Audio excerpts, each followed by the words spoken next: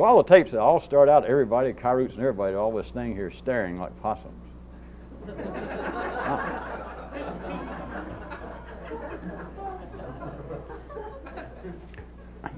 Well, I thought tonight we would make up for the fact of those German brothers, come to think about it, and those tales that they did that, as far as I'm concerned, were all too grim.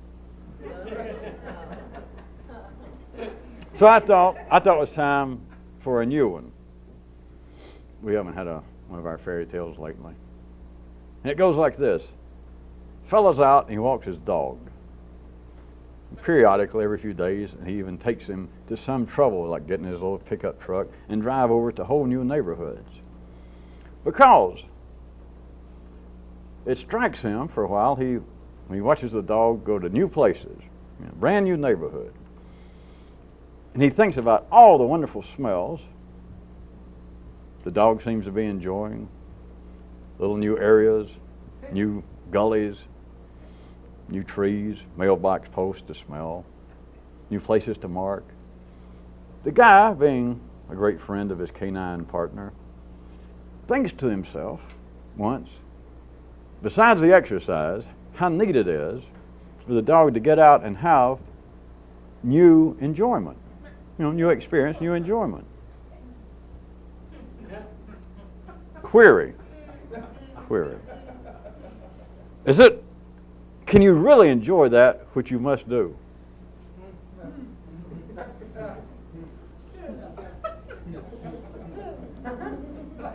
Well, there were two brothers, so I got two versions of the tale. But that was the first one. This was trying to signal, can you? I was inferring, of course, still in the tale, that it hit the guy when he asked himself, or when he was thinking, how neat it is for the kid to be out here and get new experiences. It's new enjoyment, which seems reasonable enough. Not trying to whip undue anthropomorphic notions on our hairy little canine friends. But there's the guy that not only the dog needs exercise perhaps, but he goes to the trouble, and then he thinks, well, it's no big trouble, since the kid seems to actually enjoy this anew. It is not the same, he thinks, of just us walking around the block where I live, or us just walking out in the backyard and up the little hill and out in the woods and come back, which the dog seems to do. But then the guy goes to all the trouble to drive him to new neighborhoods, and he thinks, as the dog's scurrying around and marking off places, peeing on top of other dogs' marks, smelling new stuff, the guy's thinking how nice it is that he's having fresh experience, unusual enjoyment that would not be possible if we were walking that same track back and forth around the block where we live. You follow that? But then in my fairy tale, it strikes the guy, that was my query. Then he goes, wait a minute, is it actually possible to enjoy that which you must do? And we might note, as always, there is no perfect parallel to man. We're not comparing a dog absolutely. But the dog has the kind of basic wiring system that is still extant, alive in you and in everyone else. And the question is valid. If it is something you must do, if we must make this very plain, a dog has no choice. If he is going out and he shows any interest in walking, you take him out of the car and you walk in a new area. And he knows that he can walk along, you lay him off the leash or whatever, and he begins to walk. The dog has no choice. As much as you may love your dog, smells draw him here and there. So many smells, according to tests with people who have, I guess, harder up for a hobby than some of us, that have supposedly have gauged that the average dog can, in some way, some figure I can't remember, it's like 3,000 smells that somebody, some biologist or zoologist or psychologist probably. I mean, why study men when you got rats and monkeys? But at any rate, supposedly they can recognize, remember, classify, and then recognize years and years later. 3,000 smells. The dog has no choice. He's drawn here, there. And he seems to be enjoying himself. If you say, do you want to go for a walk? The dog may go, hi. But the question struck the guy, and then I offered the query to you, is it possible to really, I guess put it between finger movements if you got to, is it really possible to enjoy in the sense of a new enjoyment? But the guy's looking at the dog and walking around the same old block. Let us say for 5 years, they walked around the block 3 or 4 times a week. And then one day, the guy gets carried away and thinks, Jesus, if that was me, that sure would be boring. We walked around this same block. He stopped at every possible mailbox. He stopped at every bush many, many times. It's no big deal. I'll drive him down the street. And we'll go to a new place. It sounds all right. The question, is it possible, though, to actually enjoy something that you must do? How about in a sense outside the kind of lower red circuit, silent, more ferally based workings of the nervous system in man, and we took it up a little higher into, and you thought about what you have to think. But let me give another query to the story. As the guy's walking and observing the dog, he even goes further, not just being struck that how nice it is for the dog to have new enjoyments, new pleasures, fresh experience. And not only the query that hit him of, oh wait, is it actually possible to enjoy something you must do? As he is chewing on that and they continue to walk, let us say that my little fairy tale fella, it then strikes him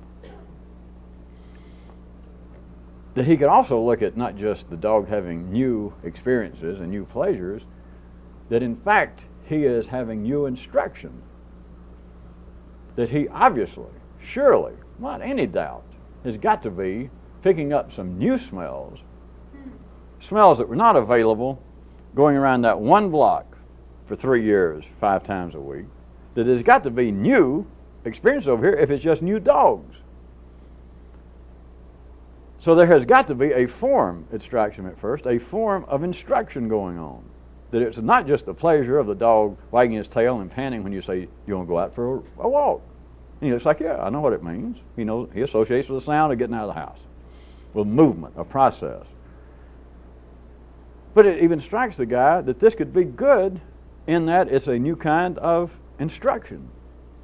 That he can be smelling. Perhaps he's smelling that you're picking out an area that is further away from a very densely packed urban block where you live, over to where there's some woods, and it strikes you. Maybe you've even seen a possum out there. Or you hear a little cough, and you think, there may be a fox hiding in there. So, he may be picking up not just new dog smells, but absolutely new smells. So it could be a form of instruction, that if you had not taken him to a new place, there would be things, in a sense, that the dog would never know. He would not know the smell. Of course, he didn't know the name of a possum or a fox, but a smell the likes of which he has never smelt. And so it strikes the guy that not only besides the pleasure that I hope it gives my partner here, it is in a sense instructive. Then he fell victim to the dreaded second query. Since it's my story, I say he fell into it.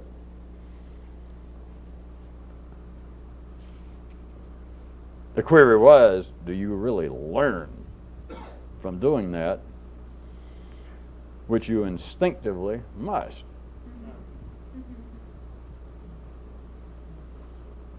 Here it would be much easier if we could stay with talking about canines, with any creature that had no dichotomous, binary-based intellect, because now you're left at the places that turn into absolute cul-de-sacs for the ordinary intellect throughout history, which we're not going to stand here and debate, as you know. There is no debate. You either got to see beyond it or not. But this is where they would stop us saying, well, wait a minute, how are we going to define what you instinctively must do? And of course, it cannot be defined at that level. At the secondary level, at the city level, you cannot discuss, much less prove, to the ordinary intellect, and not just out there, So you cannot prove it, because to an ordinary person you could try and come up with, well, wait a minute, let's make this classification that anything you do that is anti-Christian is unnatural. Anything you do that is unreasonable is not instinctive, because man is instinctively striving to be more and more logical and reasonable. There is no way that can be proven at that level. No way.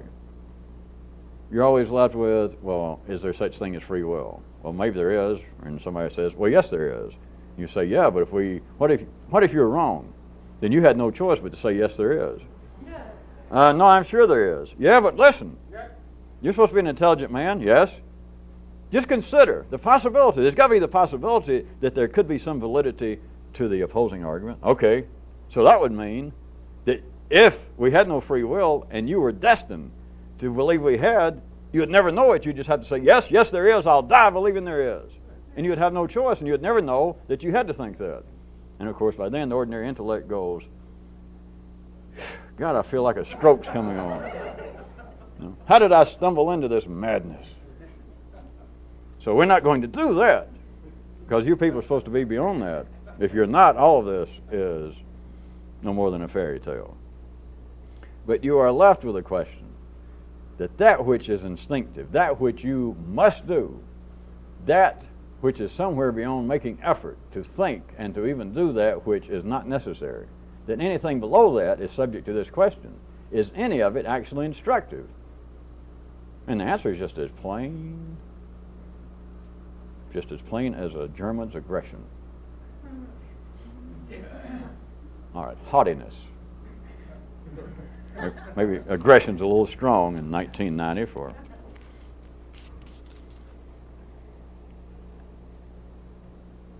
And when I say it's as plain as can be, the question is, well, that's some sort of extraordinary effort by some definition. Well, that effort that was not readily available. Did anything anybody ever did in life seem to cure the kind of particular itch that some people have? And the answer is no. And that includes believing that I must find a way to scratch this. That includes believing, wait a minute, this is some sort of paranoia. Or believing, wait a minute, the gods in some way have touched me, that I may be alone in seeking this kind of information, and therefore I'll have to wait until my dreamboat comes home. I'll have to wait until some kind of secret information is flown into my brain. It doesn't matter what you think, as long as you instinctively had to think it. If you did that, then it's subject to the query, is it possible to actually be instructed? Is it possible to learn anything from that which you must instinctively do? This is far beyond fairy tales, and it's beyond really metaphor. I was hoping that some of you, it would just strike you right in your little brain guts when I use the thing about the dog. To see a dog, and at first it would seem to be, without taking this too seriously, but it would seem to be a reasonable observation to think, well, how nice that I've got the time, I've got the wherewithal, and I was smart enough to bring the little kid over here to new areas. Because he not only really enjoys it, but now I think about it, it's got to be some form of education. Now I know he doesn't have an intellect, he doesn't talk, but in some way, at that level, there's no doubt it's got to be not only enjoyable experiences, but in his own way, it's got to be instructive. That if suddenly I was gone and he was thrown out on his own and he had to deal with wild animals, just being sort of silly still, you could say all of this will stand him in good stead because it is instruction. Back to the query. Is it actually possible to be instructed at all, to learn? Literally, is it possible to learn anything or from anything that you must instinctively do? I'll do better than some fairy tales where it offers all these open-ended morals and all that. I tell you, the answer is no, not to a revolutionist. That's what makes it all so tricky. No matter what you think, no matter what you think you do, no matter what you think you refuse to do, no matter what you think you may be thinking about doing, once you understand the full capacity of the term instinctive, that is, you had to do it, you can't learn from it. And as I said, I was hoping that some of you, it would just strike you in a, we'll have to really say symbolic way, I guess, that the dog actually is having new experiences that we're not questioning, that he is obviously, let's say we could prove it, he is smelling smells he never smelled before. And wagging his tail, looking real serious, and you think, God, not only is that fun, it's got to be fun for him. It's fun for me to do something new. Learned the lambada. Took me 2 weeks. The damn craze only lasted 17 days, and so I was like, you know, for 3 days I was with it. And so you can think the dog is not only enjoying himself, but at some even level beyond just something new to do. It's the kind of thing. Let's say that my guy even has heard the stories about filing away all these thousands of smells, is he's learning something. It's almost as though at his own level, in his own nervous system, it's like, instead of neurally, we'll have to say down at the red circuit level, but somewhere in his own nervous system, it's like new imprints being made, that even though he doesn't know the name of a possum or a fox, it is something absolutely brand new. But if the zoologist, if not psychologist, are correct, he'll never forget it.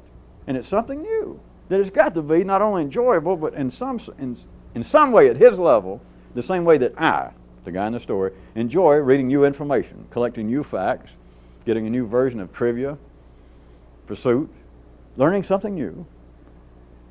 At his own level, that has got to be valid with the dog.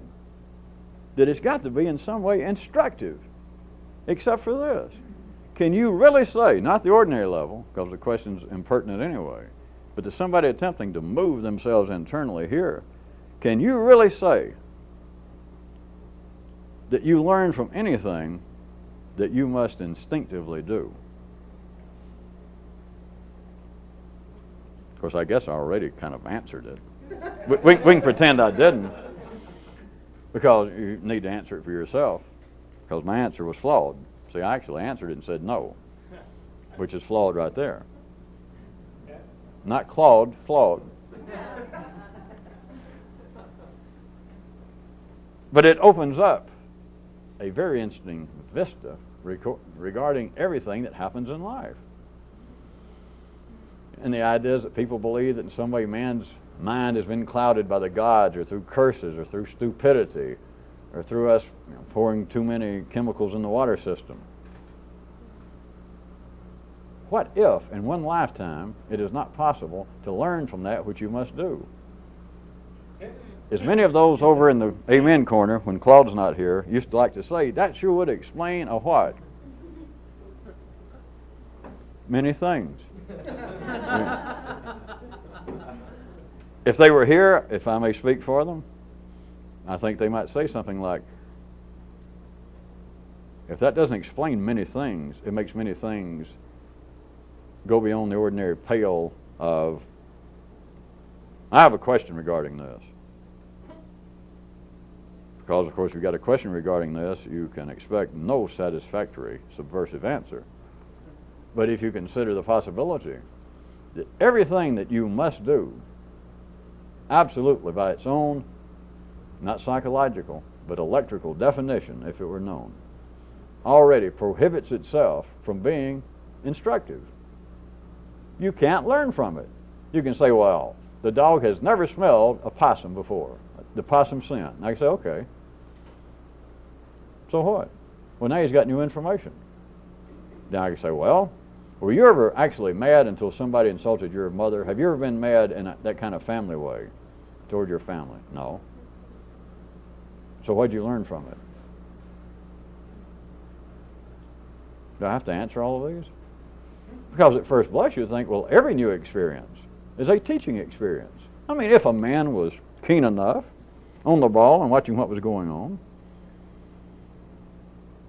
did you have to get mad when they talked about your mother? I don't know. Why is this a trick question? All right, maybe it was too tricky for you. Whatever the new experience is, did you have any choice in it? Is this still a trick? if you've got a new position at all from which to observe internally yourself, then you're left always with this question, is what I have done, did I have any choice in it? If so, next time will you tell me beforehand what you're going to do? Or just what? I'll make it easy. Just tell me what you're going to say about it. Just do that. I knew this was a trick. Well, how about a kind of expanded round them up and build a corral query?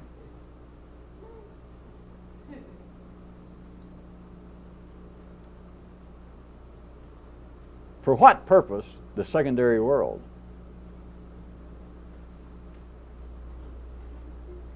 In our current division of primary and secondary worlds and activities, to what purpose?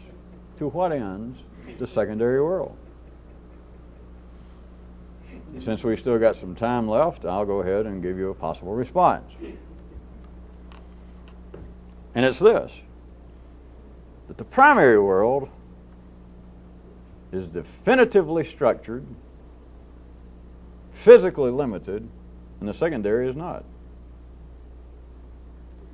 And we are talking about one lifetime, which is a basic measurement for this to make even any symbolic verbal sense as far as directing one's attention. In your lifetime, anybody's lifetime, the primary world, and it can expand obviously over a lifetime, but to give you a basic meter, a way in which to measure it, to think about it, the primary world is, in your lifetime, one lifetime, is absolutely, materially, physically structured and limited and unchangeable. It's simple. You cannot grow another eye. You cannot, in your lifetime, grow 2 or 3 more fingers so that you could type faster or play chords that would make Stravinsky go, what? It is not possible. It is not possible not just individually, but collectively in a lifetime.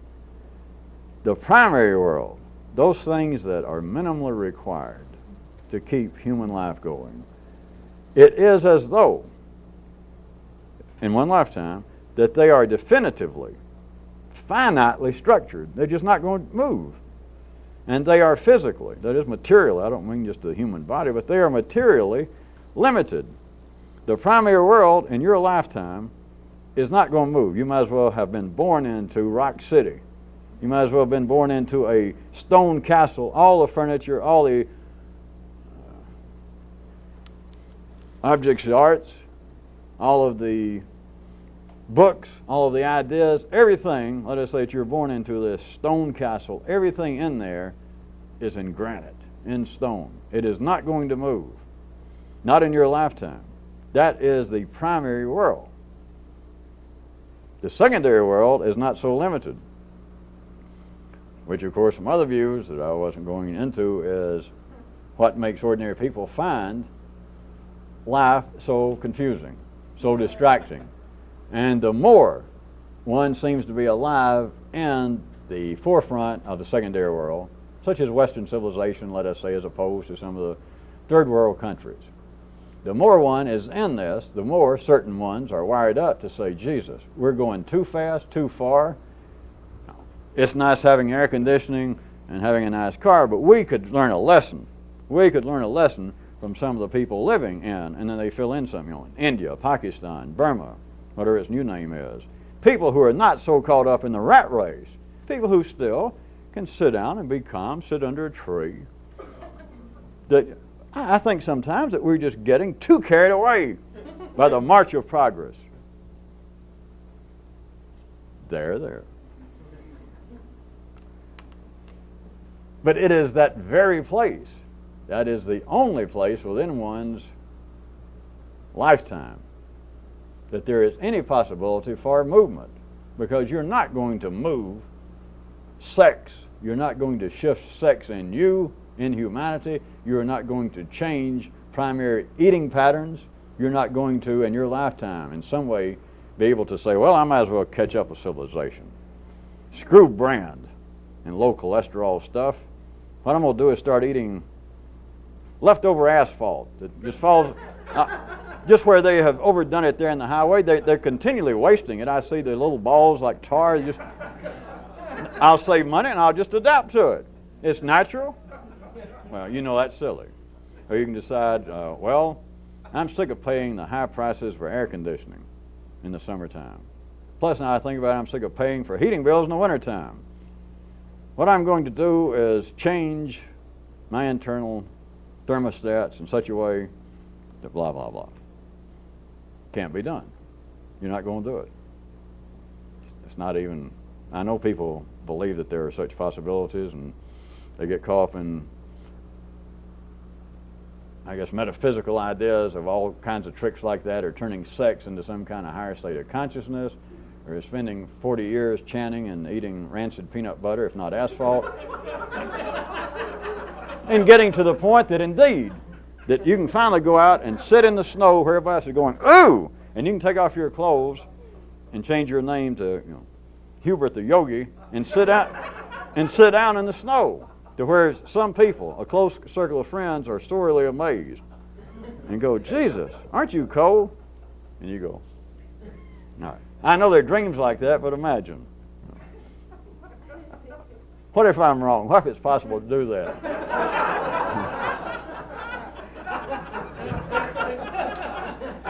If any of you are convinced that you should do that, let's face it, I could be wrong. How about that? So we'll just take a break here, and anybody I've offended or crushed your dreams, I hope Ibsen forgives me. I did not mean to take a cheap shot at anybody's wild duck. So I'm going to take a little sip here, and those of you that have had it, leave the room.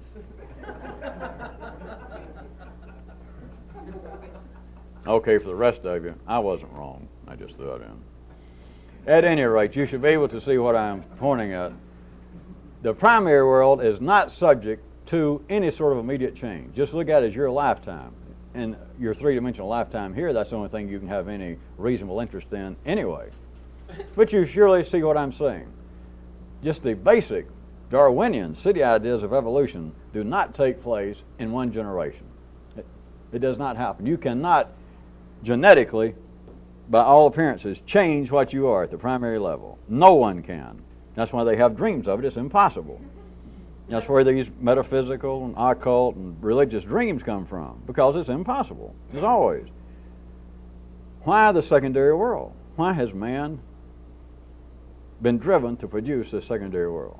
Because it is not subject to those same limitations, as witnessed by the great idea that I guess is most prevalent when the intellect is talked about by certain peoples, is what can be more beautiful, what can be more promising than man's imagination?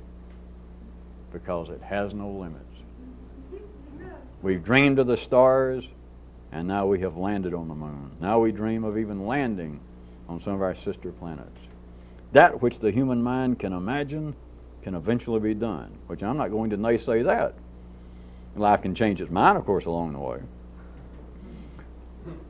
But in your lifetime, even ordinary men's lifetime, and we're getting to the place now that they might want to discuss again, which I'm not, whether they're actually changing things because they understand they should be changed, I'm talking about here, or whether they do it because they instinctively must. Of course, you and I know we already covered this a few minutes ago. But in case any of them are listening, I'm not going to go into that. But even at their level, at the ordinary level, apparently, this can change. Because apparently, although ordinary people cannot grow a new ear, a new arm, apparently, quite ordinary people can do this. They can grow in wisdom. Not just education, but a person who had been a tax-collecting persecutor of Christians can see the light and become the first pope. which always smelled a little bit at me, but I'm not a critic of that particular religion. I don't know that much about it, but at any rate, well, ordinary people can apparently be overcome by some sort of conviction, by guilt, by seeing the light, by ceasing to drink, by ceasing to be some kind of bigot toward their fellow man, toward some other nationality or some other religion. That apparently people do change quite drastically in one lifetime. But notice where. It is not at the primary level. I mean, it's just obvious. And so if there was no secondary world in humanity, there would be no possibility of anything changing. There would be no possibility of growth. Any more than if I must push this much further, could we say it was safe to state that mountain ranges for even millions of years have not undergone any striking physical evolution? Oh, I know they go up and down according to archaeology, and they shift around here and there, but the thing is, if we had a snapshot or a diary of some mountain range from 5 million years ago, would you not agree there would probably be the same sort of thing going on with mountain ranges now? Trees. You do not have evolution taking the kinds of jumps that just by superfluous physical surface appearance is possible with humans.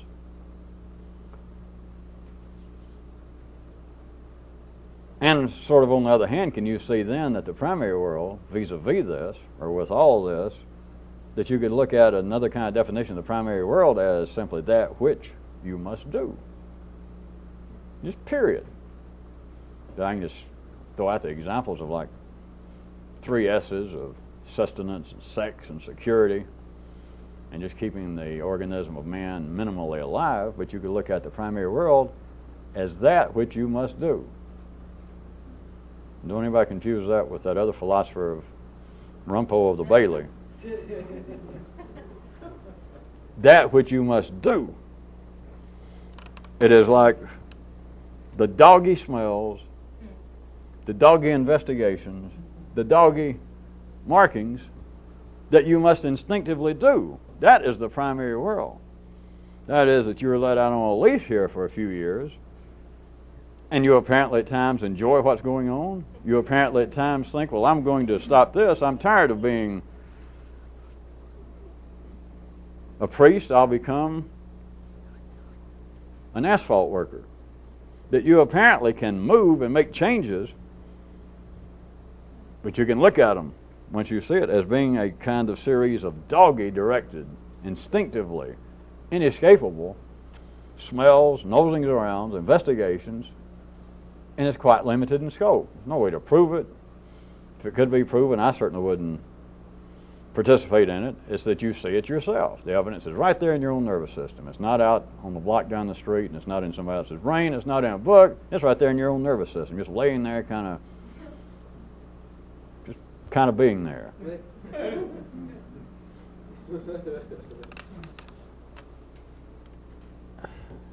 Another aspect I might point out is if one, as much as this is possible, which is not absolutely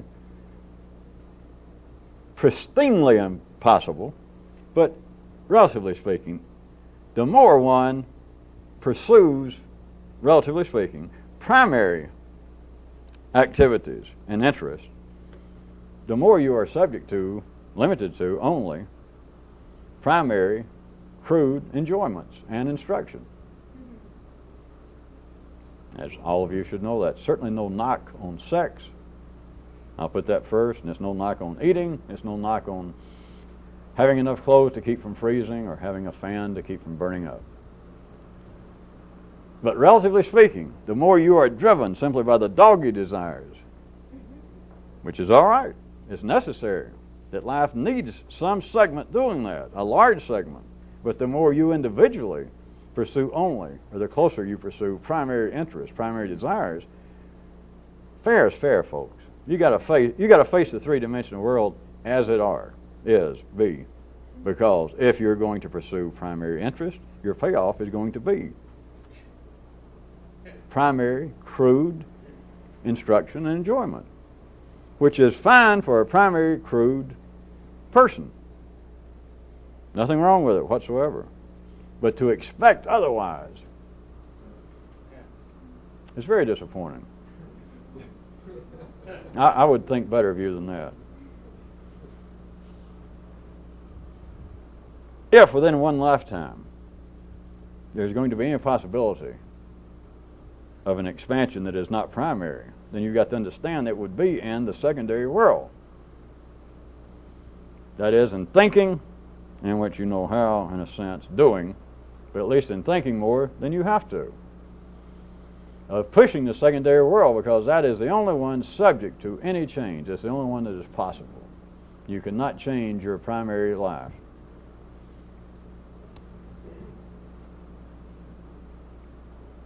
In the sake of honesty, I'm going to have to, since I've done it once or twice in the last year or so, there is a way to put shocks, but you can't start directly. It has to start in the secondary world, but there are ways to put shocks to actually.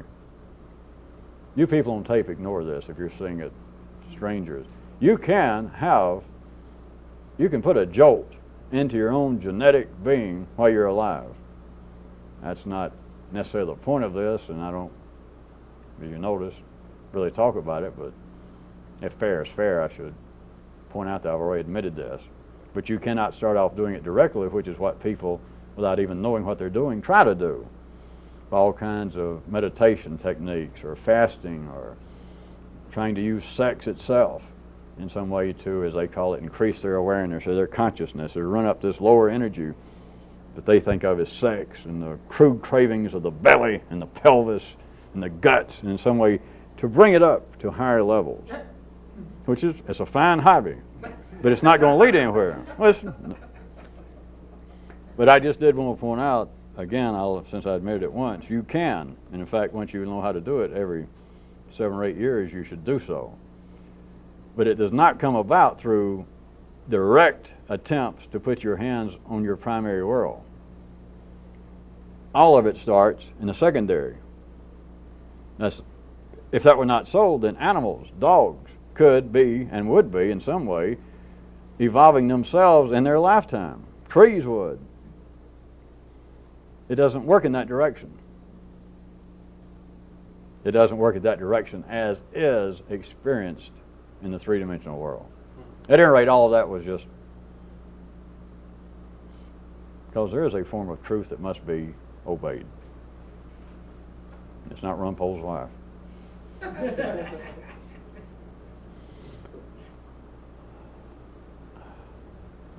Next paragraph, sort of. That notice that all movement, primary and secondary, and all movement having to do with matter and energy causes friction. And if I don't get back around to it, make a parenthetical note to yourself, this definitely, most definitely includes talk. But if it appears to be the primary level, or if it appears to be the secondary level, and if it appears to be in things specific, such as matter, or if it appeared to be more in processes, that appear to be more the movements of energy itself, which covers it all, it always causes friction. And this friction is represented, I'll fall back at least one more time on our recent symbolism, that this friction is represented by the intellect's hometown team requiring a visiting team.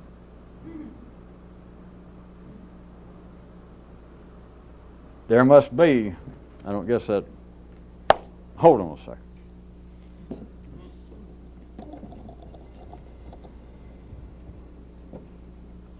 There must be an adequate number of dimensions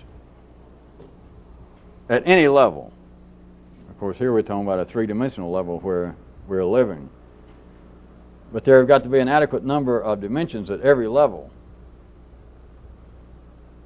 for the intellect's landscape to come into focus, to take on the needed depth and perspective. For instance, I can make it real crude if that was getting too uncrude. You have got to have, at any level, now we're talking about three-dimensional, of course, there have got to be a certain number of dimensions to what is going on. If not the very things that would be at the highest possible level at that dimension. In humanity's case, in the city, is at the intellectual level, the secondary world. There would be no focus. The intellect could not think of it.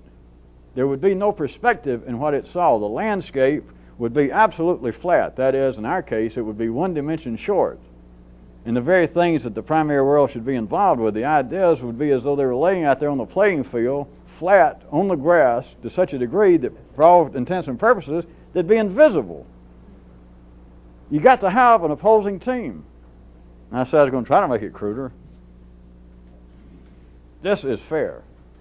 That if we had whatever you wanted, so we got a structure here, call it truth.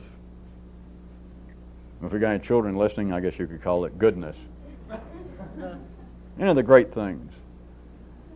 Three-dimensionally, even though I'm drawing it two-dimensionally, it has got to have a counterpart to prop it up, literally. In this case, we can call it falsehood and or evil, non-good. It requires a certain number of dimensions at any level, and it's not going to do us any particular good to try and talk theoretical about any level besides where you are now, because it's hard enough to deal with that.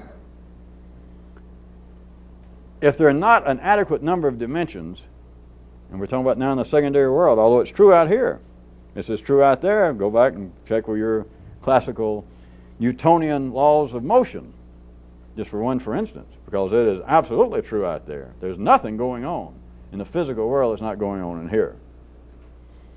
But here specifically, if there are not the adequate number of dimensions, then the very things that are necessary to keep this going, the world of ideas, if they do not have an opposing team to prop them up, there is no perspective to it. They are not alive. They might as well be the great ideas, the great notions, the great human emotions. They might as well all be brought out onto the playing field, dumped out there in the grass in the outfield, but they will fall literally flat, even if we admit they exist. They must be propped up. The hometown team must be propped up. And the only way they can be propped up is by having visitors. By having an out-of-town team, there must be opposition. It's not psychological. It is certainly not spiritual. It is not metaphorical. That is fair.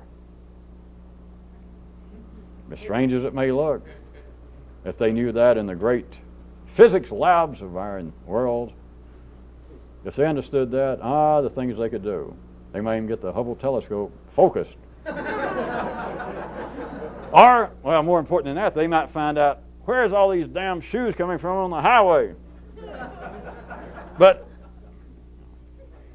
even the Lawrence Livermore Lab, I assume, has its limits, which is a mouthful of alliteration. But anybody named Livermore deserves it.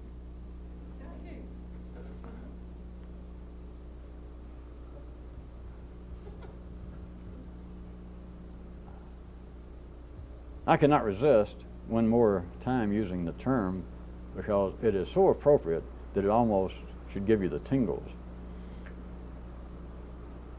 Everything in the secondary world has got to be propped up. Now, propped up normally I know has a negative connotation.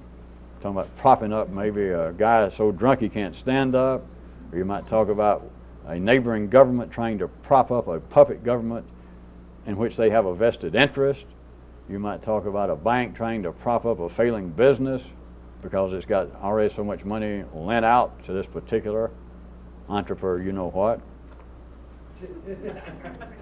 But prop up is much more than that.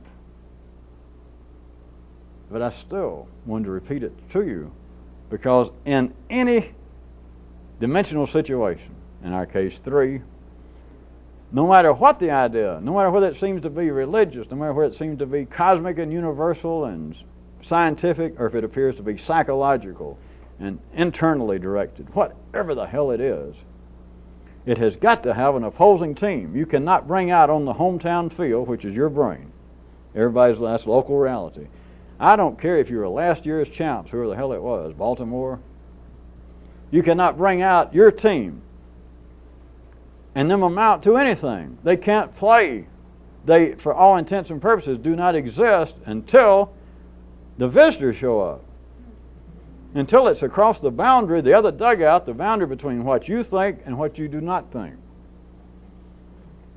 There has to be a counterpart to prop up everybody's team.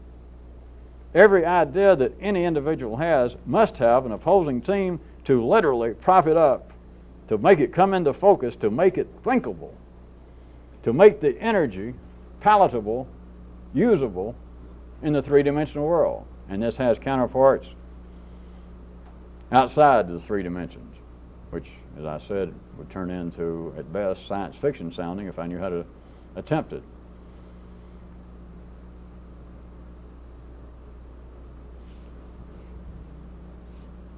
As long as we're back at the sports symbolism and what I said, would you care to note this? At the ordinary level, with people's own intellect, it's the same as it is with ordinary people's conception of their hometown team. Sports fans, that is. As even if the hometown team is having a bad year, a real sports fan has still got to talk them up. You got to support the hometown team. Nobody likes the parallel between that and your own bloody brain. I would feel it safe that not necessarily everyone hearing this would be some fanatical sports fan in love with some hometown somewhere in New York or Philadelphia or Miami. But you do know what I'm talking about. Because collectively, what makes part of sports apparently exciting and universal, country to country, city to city, even within the same city that have more than one major sports team, that the real good fans, and they don't have to be really fanatical, but the good fans, they can be standing around and somebody say, you know, I guess our team, the way we're starting out, it looks like just a replay of last year. I mean, we're down the toilet again.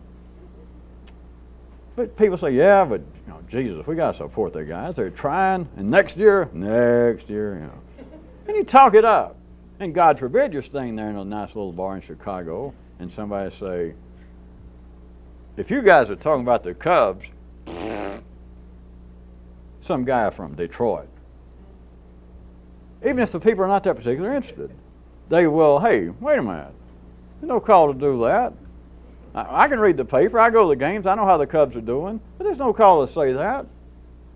And don't get involved with how silly all of this is, because anybody that thinks sports is silly would be the same kind of people that think, well, I'm too intelligent, you know, I'm more in favor, I'm in favor of serious stuff. I would give my attention to comparative religion, perhaps, or different schools of philosophy.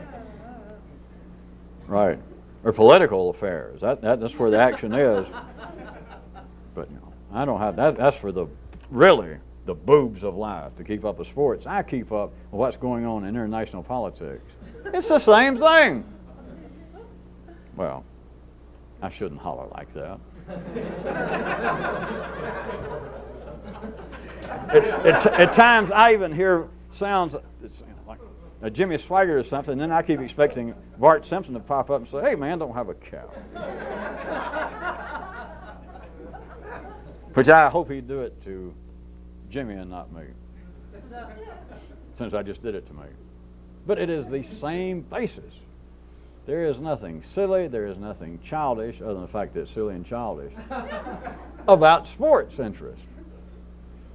But it is certainly no improvement from a revolutionary view. It is no step upward in any meaningful sense to an individual. It is no step upward to be a follower of current events as opposed to sports, because it is based upon the same interchanges of energy. It is based upon the necessities of there being boundaries between peoples, boundaries internally in one person's own nervous system. There must be the hometown team and there must be the visitors.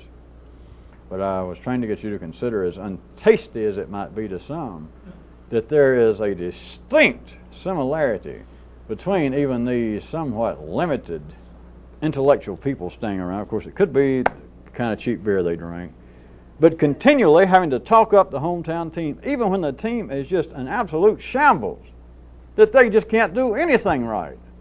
You still, come on, you got to talk up, you got to support the team. It's the only team we got. This doesn't sound at all like somebody's, well, I'll tell you the kind of guy I am. Well, sure, I'm not always perhaps the smartest guy in the world or something. I've made mistakes in life, I guess. But I'm the kind of guy, at least I can admit it. All you're saying is, yeah, I'm a Cubs fan, and, Jesus, I know it's terrible, but, next year. Well, sure, sometimes I'm a blister brain, but, I learned from my mistakes. Hey, next year. Hey, next year. You got to support the hometown team. In one lifetime, you can look at it this way. Cub fan of your own brain. Put a slice between the two. You can look at it this way. They may not be all that great, but let's face it, they're the only team we got.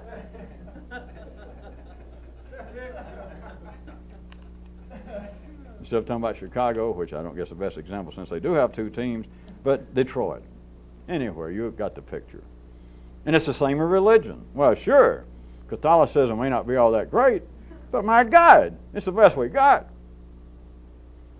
Being an Italian, I know a lot of people make fun, but, geez, what does God do? I am Italian. That's an excuse. That's an explanation. Now, I mean excuse now in the form of an expanded view of what I am, the individual. Because the expanded view is that saying I'm an Italian, saying I'm Christian, saying I'm Jew, saying I'm from Philadelphia, tells you nothing. All it does is reinforce the necessary boundary to stay in the city, to keep you in your place. And I don't mean, of course, economically or politically, because nobody has to keep you in your place. Just try and get out of your place. and of course, I got to admit, humans are in some ways, or at least one way, superior to a dog, because they apparently do have one way out. Of course, then you don't even have to get into discussion like, well, wait a minute, the guy just shot himself. Are we sure he did that of his own free will? Or was he instinctively driven to do it? At least, you will not have to debate that question with that sucker. So at least you're short, at least you're saved one other useless discussion.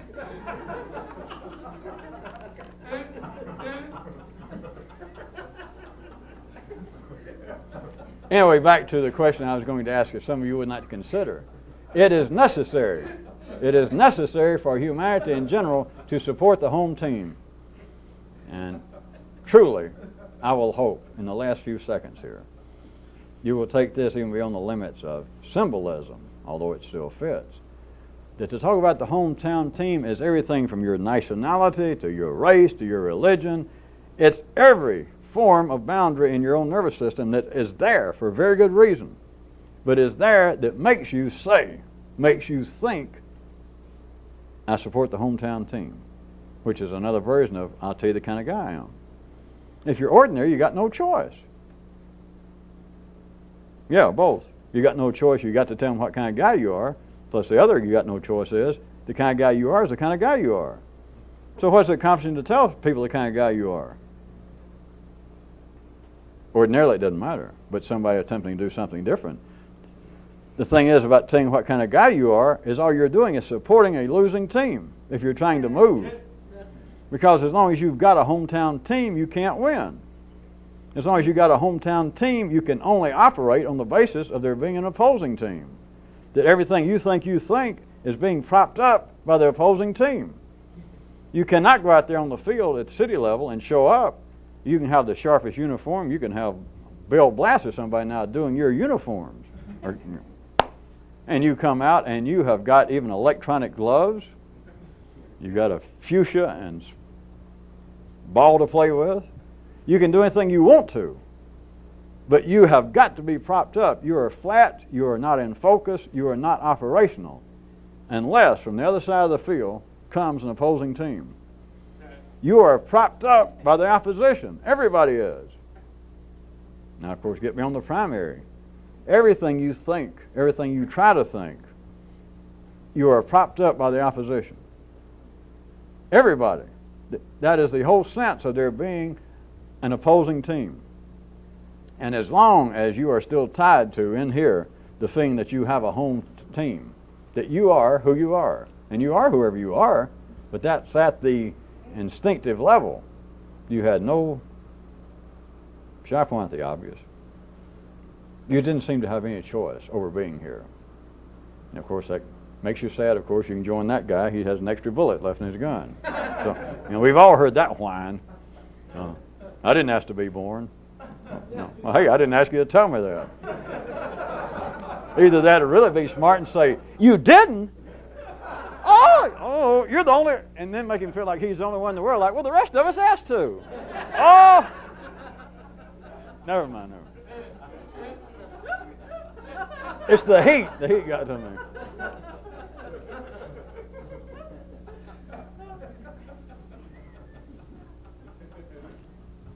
As long as you still feel that you have a home team, which is not wrong. It's not that you go back and try and deny, well, hey, yeah, I was born Jewish, or yeah, I was born into a Catholic family, or yeah, I was born Albanian. But now if you put it that way, I renounce it. I didn't say renounce it. But as long as that's the only place you can play, if that's the only place you feel at home, then this is simply a hobby. It's all right. It's a fairy tale. But as long as you feel at home there, you can't leave. And it's always a series of questions. Well, how can I do better? How can I improve my batting average? How can I improve if you're kicking field goals, whatever the game is? Your particular game, it's all on the basis that the only way it exists, the only way it comes into focus, the only way that you are aware of it is you have got opposition. You've got that which you do not think has to prop you up. And I say you, the nervous system itself. It cannot operate three-dimensionally unless it is being propped up by the very thing that seems to be them saying, and now coming in from the other side of the field in the Paisley uniforms, which look very cheap, by the way. Here it comes. And it's that must prop you up. It's right across the boundary. It's right across the state line. It's right across the difference between you and not you. It's right across the line here, the difference between what I think and what I do not think. As long as you stay in that stadium, all ideas that you're going to win, at least on bad days, may strike you and you become poetic. Well, yeah, I'm going to work, try real hard in life, and then what's going to happen? I'm going to die. That's it. That is the limits of that game. That is the limits of the 3D existence we're in. Through necessity, through scientific, we're out of time or I'd prove it, scientific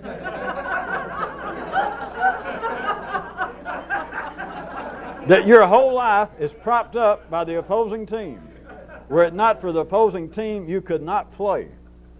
Were it not for the opposing team, you could not think. If it were not for the opposing team, you could not even do the most basic requirement to be civilized and intelligent in the city, which is what, of course? To declare what kind of guy you are. If there is no opposing team, you can't even do it.